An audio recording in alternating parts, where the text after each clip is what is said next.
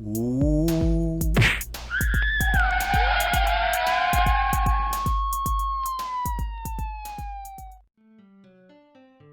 The night Jiji arrived.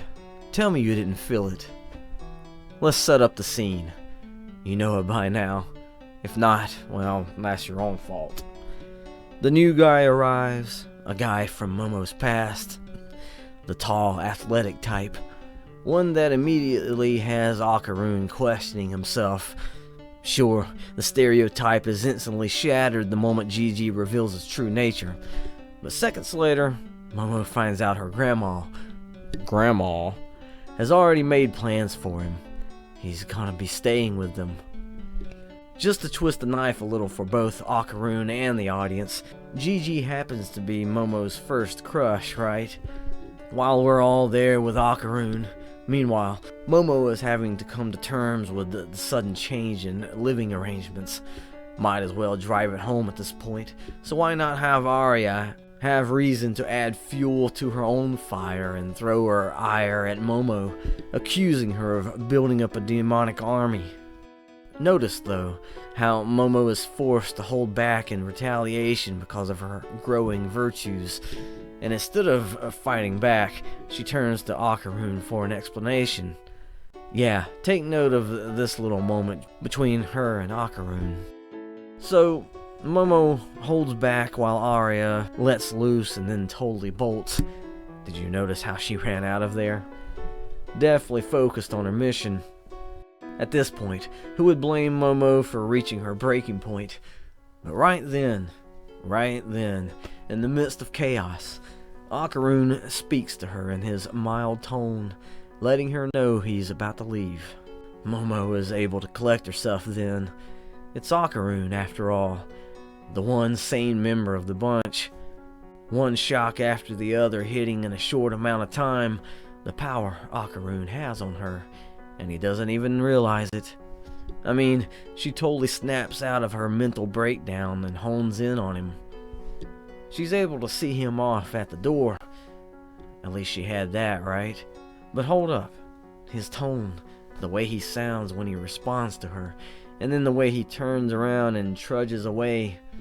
Okarun straight up mopes across her yard, and she's watching him the whole time.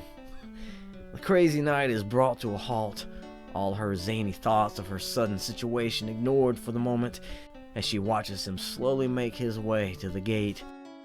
There's something left unfinished. Who cares about everyone else? This matters. Maybe she considers how he might have been affected by Jiji's sudden arrival. Maybe. Surely something was bothering him. Sure, that hunched posture is sort of his thing, but this night is different. She's actually taking the time to see it.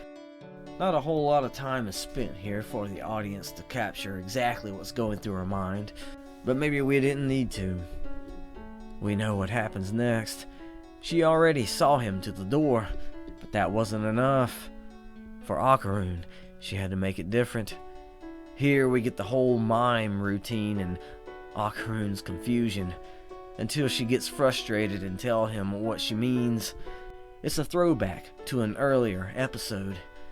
Like now, after all the craziness, they still have a bond and want to keep it, to have it last beyond tomorrow. So she gives him the opportunity to show him he's actually special. He needs to take part. It's his turn. His turn to initiate their temporary separation. See you tomorrow.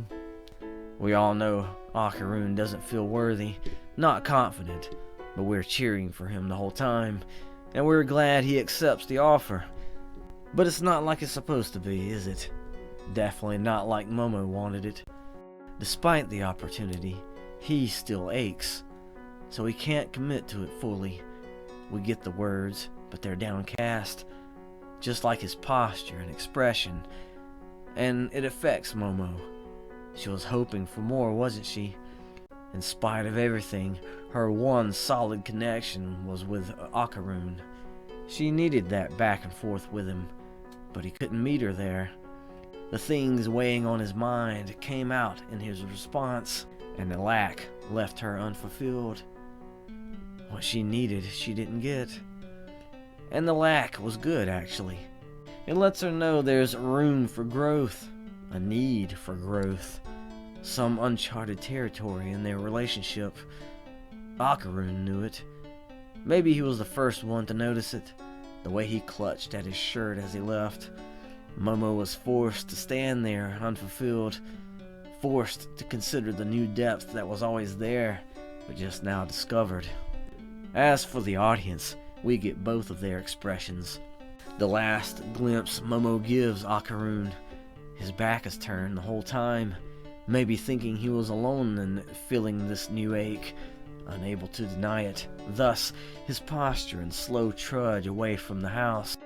I'm glad moments like this play out in this show. Only so much said, but all kinds of stuff felt. Maybe some members of the audience won't get the same kinds of things from this scene as I have. That's okay. I know what I got out of it. I felt Okarun's ache. Momo isn't just a friend. She definitely means more to him than that. How could he expect her to feel the same? He couldn't. Sure, they've been through a lot. People grow close to one another when side by side on the battlefield. The complexity of being human, though, is not fully knowing how far the other person has gone into their feelings for you. All you know is your own feelings. You have to wait until the other person's feelings are conveyed in whatever way that happens to come about. And even if they do, how do we know we've understood them correctly? Before that time, we now have our doubts, our concerns, our hopes, and it's agony. But we can't part with that agony. It's too real. We don't want to lose what's precious. Which is why, at the point when I was watching this, I was there with Okarun with my hopes. But because I was a member of the audience, I got that peek that he didn't get, that disappointment on Momo's face as he left.